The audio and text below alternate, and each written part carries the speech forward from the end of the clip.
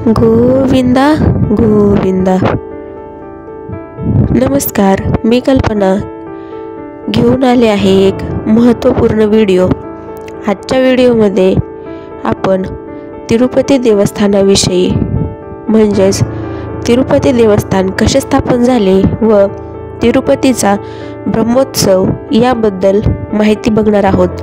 त्यासाठी व्हिडिओ शेवटपर्यंत नक्की ऐका.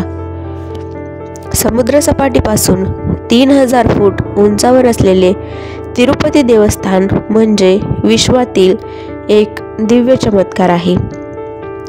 7 फूट उंच असलेल्या या दिव्य मूर्तीच्या दर्शनासाठी हजारो लोक नित्य येऊन सोने, चांदी व लाखो रुपये अर्पण करतात. पापांचा नाश करणारा पर्वत म्हणजेच व्यंकटाचल पर्वत होय आणि त्यावर निवास करणारा तो व्यंकटेश, श्री विष्णू, व्यंकटेश, श्री बालाजी, श्रीनिवास, तिरुपती व गोविंद या नावाने प्रसिद्ध असणारा हा देव हजारो भाविकांना दररोज महाप्रसाद देणाऱ्या या देवस्थानाने अपंगांसाठी रुग्णालय, बहिऱ्यांसाठी शाळा, बालकांसाठी अनाथाश्रम व 35 लाख झाडे लावून प्रदूषणमुक्त वातावरण करण्याच्या प्रयत्नातून समाजसेवा चालवली आहे. 24 तासांपैकी 20 तास उघडे असलेल्या श्री बालाजीच्या दर्शनासाठी एका भक्ताला 1.44 सेकंद एवढा वेळ मिळतो. या देवस्थानाच्या नित्य कार्यक्रमाचा प्रारंभ सुप्रभातम या मंत्राने वेदपरायण नामराद्वारे पहाटे 3 वाजता सुरू होऊन 14 वेगवेगळ्या सेवेनंतर रात्री एकांत सेवेपर्यंत चालू असतो. पवन पुराण, पद्मपुराण, स्कंद पुराण व गरुड पुराणात वर्णन केलेले हे स्थान आंध्र प्रदेशातील चित्तूर जिल्ह्यातील चंद्रागिरी तालुक्यातील शेषाचल पर्वतावर आहे. त्या डोंगराला 7 शिखरे असल्यामुळे त्याला 7 फण्यांचा शेष भगवान मानतात. हा पर्वत मेरू पर्वताचा एक भाग आहे. पर्वताच्या खाली तिरुचानूर नावाच्या गावात पद्मावती देवीचे महालक्ष्मीचे मंदिर आहे. तिरुपतीच्या 4 हातांपैकी 3 हातात शंख, चक्र व कमल आहे, तर 4थ्या हाताने तो पृथ्वीचा निर्देश करतो. मूर्तीच्या मस्तकावर जटा व खांद्यावर नागबंद आहे. पूर्वी ही मूर्ती शिवाची का विष्णूची हा वाद निर्माण झाल्यावर श्री रामानुजाचार्य पर्वतावर आले. त्यांनी देवाच्या गाभाऱ्यात शिवाची व विष्णूची आयुधे मांडून प्रार्थना केली. हे प्रभो, तुझी जी आयुधे असतील ती धारण करून तू आम्हाला दर्शन दे. प्रार्थना झाल्यावर देवस्थानाच्या गाभाऱ्याचे दार बंद करून लोक आपापल्या घरी गेले. सकाळी गाभारा उघडला तेव्हा देवाच्या हातात शंख व चक्र ही विष्णूची आयुधे दिसली. तेव्हापासून ही मूर्ती भगवान श्री विष्णूची आहे हे सर्वसामान्य झाले. त्यामुळे तिरुपती बालाजीचे सर्व धार्मिक कृत्य श्री रामानुजाचार्य यांच्या आज्ञेने चालू आहेत. इसवी सन 1513 मध्ये महाराज कृष्णदेवराय यांनी या मंदिराला भेट दिल्याचा शिलालेख देखील आहे.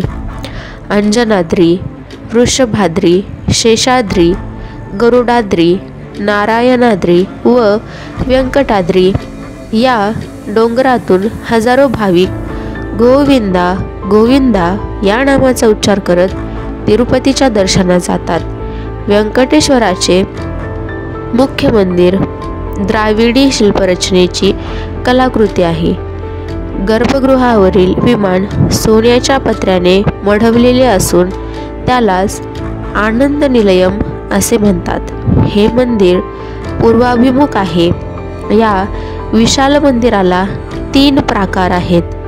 पहिल्या प्राकाराचे नाव संभगी प्रदक्षिणम असून यात सुवर्णाने मढवलेला उंच ध्वजस्तंभ आहे। दुसऱ्या प्रकाराला विमान प्रदक्षिणम असे म्हणतात। यात पाकशाळा व यागशाळा असून देवाचा प्रसाद तयार करण्यासाठी बंगारू बावीतून येथे पाणी घेतले जाते। कल्याण मंडपम हा तिसरा प्रकार असून मुख्य गाभाऱ्यात जाण्यासाठी येथे सोन्याचे दरवाजे आहेत व देवाची वाहने ठेवण्याच्या खोल्या आहेत। सर्वात आतला प्रकार वैकुंठ प्रदक्षिणम हा फक्त मार्गशीर्ष शुद्ध एकादशीच्या दिवशीच उघडतात। गाभाऱ्यासमोर असलेल्या रंगमंडपात एक भली मोठी कापडी हुंडी टांगलेली आहे। यात्रेकरू तिच्यात योगदान अर्पण करतात। ओरिसातील जगन्नाथपुरीचा जगन्नाथ, महाराष्ट्रातील पंढरीचा पांडुरंग व आंध्रातील शेषाचल पर्वतावरील तिरुपती बालाजी हे तीनही देव भगवान श्रीकृष्णाचेच रूप आहेत। हा देव येथे कसा आला याचा एक सुंदर इतिहास आहे। मनुने एकदा एक यज्ञ केला। या विश्वात सर्वश्रेष्ठ देव कोण याची चर्चा यज्ञात जमलेल्या ऋषी मंडळीत चालू असताना भृगु ऋषींनी ब्रह्मा, शिव व विष्णू यांची परीक्षा घेण्याचे ठरविले व सर्वप्रथम ते ब्रह्मलोकी गेले। ब्रह्मदेव आपली पत्नी सरस्वती हिच्याशी संवाद करण्यात दंग होते, त्यामुळे त्यांनी भृगूचे स्वागत केले नाहीत। आलेल्या अतिथीचा सन्मान करण्याची वृत्ती नाही म्हणून भृगूंनी आपली पूजा धरतीवर केली जाणार नाही असा शाप ब्रह्मदेवाला देऊन ते कैलास पर्वतावर आले। शंकर पार्वती एकांतात बसलेले होते।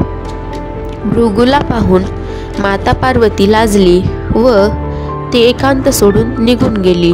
भृगूमुळे आपला एकांत भंग झाला याचा संताप शंकरास आला व ते भृगूला मारण्यासाठी धावले। तेव्हा भृगूने आपली धरतीवर मूर्तीपूजा न होता लिंगपूजा होईल असा शाप भगवान शंकरांना दिला आणि ते वैकुंठाला गेले। शेषावर झोपलेल्या भगवान श्रीविष्णूच्या छातीवर त्यांनी लत्ता प्रहार केला, त्यामुळे त्यांना कौस्तुभमणी रुतला व छातीवर एक खोल खड्डा पडला। परंतु भगवान श्रीविष्णूने न चिडता भृगूच्या चरणाला नमस्कार करून त्यांचा यथोचित सत्कार केला। त्यामुळे भगवान श्रीविष्णू ही सर्वश्रेष्ठ देवता आहे हे भृगूला पटले व त्यांनी ते ऋषींना सांगितले। भृगूने लात मारली तरीही आपले पती शांत राहिले हे लक्ष्मीला आवडले नाही, त्यामुळे तिला क्रोध आला व ती कोल्हापूरला येऊन राहिली। काही काळानंतर श्री विष्णू आंध्र प्रदेशातील शेषाचल पर्वतावर येऊन राहिले। हजारो वर्षाचा काळ लोटला। योग निद्रेत असलेल्या भगवान श्रीविष्णूच्या अंगावर वारुळाची निर्मिती झाली। पतीशिवाय कोल्हापुरात येऊन राहिलेल्या लक्ष्मीला श्रीविष्णूचा विरह सहन न झाल्याने ती गवळणीचे रूप घेऊन ब्रह्मदेवाला गायीचे व शिवाला वासराचे रूप देऊन श्रीविष्णूच्या शोधात या पर्वताच्या परिसरात आली। तेव्हा तेथे चोल नावाचा राजा राज्य करत होता। त्याने लक्ष्मीकडून ब्रह्मदेव रूपी गाय विकत घेतली। ती गाय चारण्यासाठी पर्वतावर गेल्यावर एका वारुळात आपल्या कासेतून दुधाच्या धारांचा वर्षाव करत असे। आपली गाय दूध का देत नाही म्हणून गुराख्याने एके दिवशी शोध घेतला। गाय एका वारुळात आपल्या दुधाचा धारा सोडत असल्याचे त्याने पाहिले व संतापाच्या भरात हातातील कुऱ्हाडीचा वार गायीवर केला। तोच श्रीविष्णू तेथे प्रकट झाले व त्यांनी तो कुऱ्हाडीचा घाव स्वतःच्या मस्तकावर झेलला।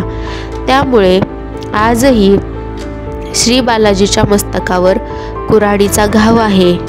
घावामुळे श्री बालाजींचे काही केस निघून गेले. पुढे शेकडो वर्षानंतर नीलाद्री नावाची एक स्त्री भक्त श्री बालाजींच्या दर्शनाला आली असताना तिला श्री बालाजींचे हे रूप पाहावले नाही आणि तिने तिचे केस दान देण्याचं ठरवलं. तेव्हापासूनच श्री बालाजींना केस अर्पण करण्याची प्रथा सुरू झाली आहे. माता लक्ष्मीने आकाश नावाच्या राजाच्या उदरी पद्मावती या नावाने जन्म घेतला. शेषाचलावर राहणाऱ्या श्री विष्णूने कुबेराकडून कर्ज घेऊन पद्मावतीशी विवाह केला. जिथे श्री विष्णूने वारुळात निवास केला ते स्थान म्हणजेच आजचे विश्वप्रसिद्ध श्री तिरुपती बालाजी स्थान होय. सत्ययुगात वृषभाचल म्हणजेच वृषभाद्री, त्रेतायुगात अंजनाचल म्हणजेच अंजनाद्री, द्वापार युगात शेषाचल म्हणजेच शेषाद्री व कलियुगामध्ये या स्थानाला व्यंकटाचल म्हणजेच व्यंकटाद्री असे म्हणतात. चतुर्वेद मंत्राद्वारे ब्रह्मदेवाने श्रीनिवास हे मूळ रूप, उग्र, भोग व लेखक श्रीनिवास या 4 उत्सव मूर्ती निर्माण केल्या व त्यांचा अश्विन शुद्ध प्रतिपदा ते विजयादशमी असा 10 दिवस चालणारा तिरुपतीचा ब्रह्मोत्सव प्रारंभ केला. या उत्सवात ध्वजारोहणम, चंद्रप्रभावाहनम, चिन्नाशेषवाहनम, मृत्युपंपदिरीवाहनम, पेद्दाशवाहनम इत्यादी वाहनांवर बसून श्री बालाजींची मिरवणूक काढतात. दसऱ्याला अवर्भूत स्नानाने या उत्सवाची सांगता करतात. या उत्सवात श्री बालाजींचे दर्शन घडल्यास सुख व समृद्धी प्राप्त होते असा लाखो भक्तांचा अनुभव आहे. भगवान तिरुपतीबद्दल अनेक कथा आहेत. आजच्या या व्हिडिओमध्ये मी त्यातीलच 2 कथा तुम्हाला सांगते. त्यामध्ये पहिली, तिरुपतीच्या परिसरात काही व्यापाऱ्यांना एक सर्पमणी दिसला. तो घेण्याचा प्रयत्न करीत असताना त्यांच्या मागे एक महाकाय भुजंग लागला. श्री व्यंकटेशाचा धावा करीत हे सर्व व्यापारी नावेवर चढले व हे गोविंदा, या संकटातून आम्हास वाचवलेस तर हा मणी आम्ही तुला अर्पण करू असे विनविले. तेव्हा श्री बालाजीने महाकाय खेकड्याचे रूप घेऊन त्या सर्पराजाला मोक्ष दिला. संकटमुक्त झालेले व्यापारी तो सर्पमणी घेऊन तिरुपतीच्या मंदिरात गेले व त्यांनी तो मणी भगवंताच्या कपाळावर लावला, परंतु तो तिथे बसेना. नंतर तो मणी त्यांनी श्री बालाजीच्या डाव्या हातात ठेवला व चमत्कार झाला. तो मणी श्री बालाजीच्या डाव्या हातात चिकटून बसला. आजही त्या मण्याचा प्रकाश गाभाऱ्यात पडलेला असतो.